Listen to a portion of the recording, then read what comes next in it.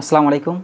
Hello dear learners, গত ক্লাসে আমি স্পেন্ডিংয়ের ক্লাস বা পার্ট 1টা দিয়েছি।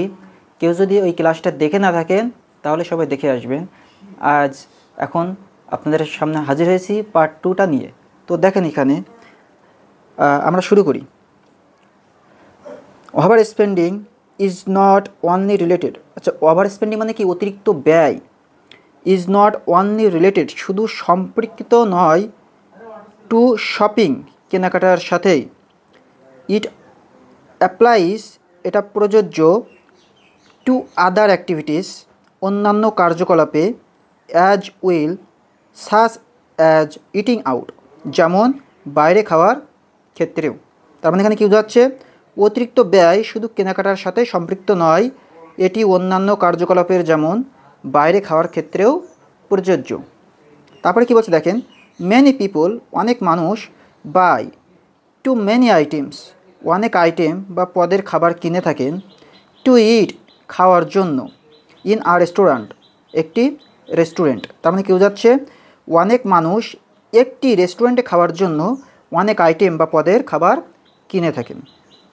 দে ক্যান ইট, তারা এগুলো খেতে পারে, অনলি সাম অফ দেম, কেবল কিছু অংশ, অ্যান্ড দ্য রেস্ট, এবং অবশিষ্টগুলো, আর ওয়াস্টেড, কী হয়ে যায়?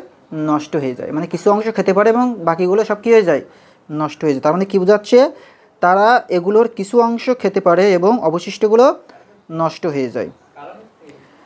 ইট ইজ এটি একটা নয়, রেসপন্সিবল অ্যাটিটিউড বা দায়িত্বশীল আচরণ, এটি একটি দায়িত্বশীল আচরণ নয়। উই ক্যান নট সিম্পলি, আমরা শুধু বা সাদাসিধেভাবে কেবল পারি না, ঠিক আছে? তার মানে এখানে কী বলছে দেখো, আমরা সাদাসিধেভাবে বা কি বলা যায় যে আমরা শুধু শুধু কেবল পারি না, কি পারি না? ওয়েস্ট ফুড, খাবার নষ্ট করতে, বিকজ, ঠিক আছে, উই হ্যাভ মানি, আমাদের কাছে টাকা আছে বলেই, টু বাই ইট, এটা কেনার। আমরা শুধু কেবল খাবার নষ্ট করতে পারি না, আমাদের কাছে এটি কেনার টাকা আছে বলেই। আমরা শুধু শুধু মনে করেন খাবার নষ্ট করতে পারবো না, আমার কাছে টাকা থাকা সত্ত্বেও আমার শুধু শুধু তো খাবার নষ্ট করা ঠিক না, তাই না? সেটাই বলছে। ইয়ং পিপল, যুবকেরা, ইন আ শপিং মল, একটি শপিং মলে, অফেন লুক, প্রায় দেখে, at an item on display, প্রদর্শিত প্রায় একটি আইটেম, অ্যান্ড থিঙ্ক, এবং ভাবে, ওহ আই মাস্ট, ওহ আমাকে অবশ্যই, বাই দিস, এটা কিনতে হবে। তার মানে কী বলছে দেখেন, যুবকরা একটি শপিং মলে প্রদর্শিত প্রায় একটি আইটেম দেখে এবং ভাবে, ওহ আমাদের অবশ্যই এটা কিনতে হবে। আই রিয়েলি, আমরা সত্যিই, নিড দিস, এটা দরকার, মানে কি আমার সত্যিই এটা দরকার। দে মে নট হ্যাভ, তাদের নাও থাকতে পারে, দ্য মানি নিডেড, প্রয়োজনীয় অর্থ, ইন দেয়ার ওয়ালেট, তাদের মানি ব্যাগে, তাদের মানি ব্যাগে প্রয়োজনীয় অর্থ নাও থাকতে পারে। তারপরে কীভাবে? যে আমাকে এটা কি কিনতেই হবে। সো দে ইউজ, তাই তারা ব্যবহার করে, ক্রেডিট কার্ডস, মানে কি credit card, but using them, কিন্তু এগুলো ব্যবহার করা, is like talking a loan, ঋণ নেওয়ার মতোই। তাই তারা ক্রেডিট কার্ড ব্যবহার করে, কিন্তু এগুলো ব্যবহার করা ঋণ নেওয়ার মতোই। ইফ দে, যদি তারা, আর নট কেয়ারফুল, সতর্ক না হয়, দ্য লোন, ঋণটি, ইনক্রিজ, বেড়ে যায়, হুইচ মাইট লিড দেম, যেটা তাদের ফেলতে পারে, টু আ ডেপ্ট ট্র্যাপ, নাকি ঋণের ফাঁদে। যদি তারা সতর্ক না হয় তবে ঋণটি বেড়ে যায়, যেটা তাদের ঋণের ফাঁদে ফেলতে পারে, তাই না?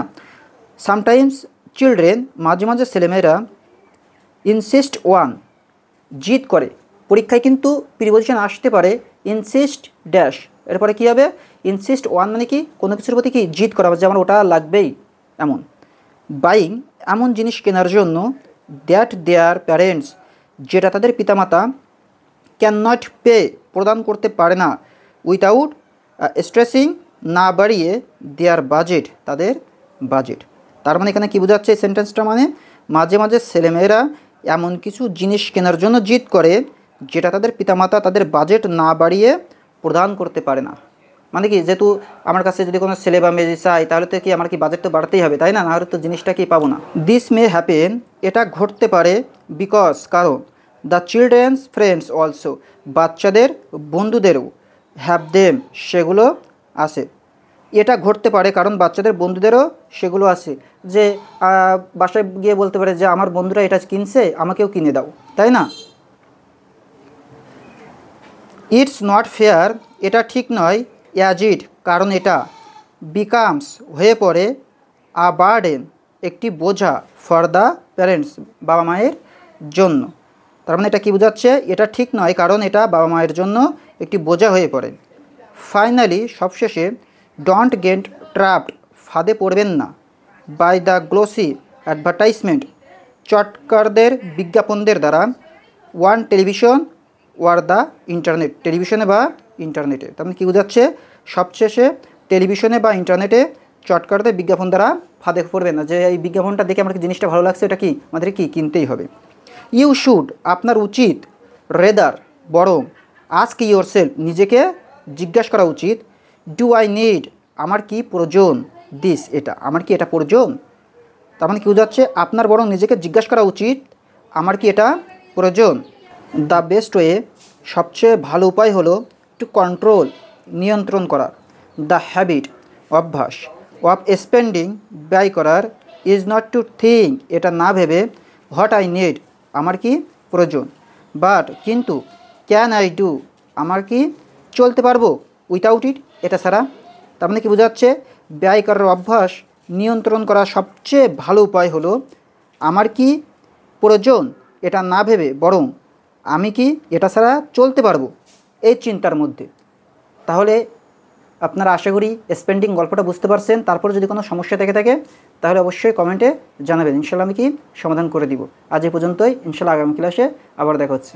আসসালামু আলাইকুম।